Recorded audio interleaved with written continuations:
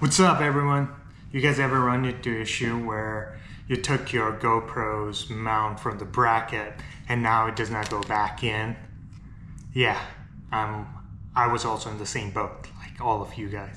So there's a really cool trick. It's not a trick, it's a method, and it takes some digging to figure it out. So you see a rubber over here, right? And the mount, you just push it up.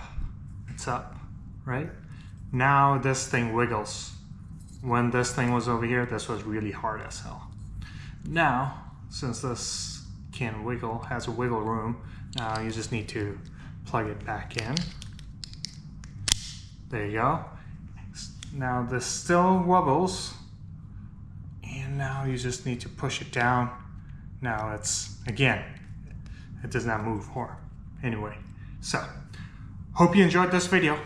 Don't forget to hit like and subscribe. And if you have anything to talk about, put it in the comment below.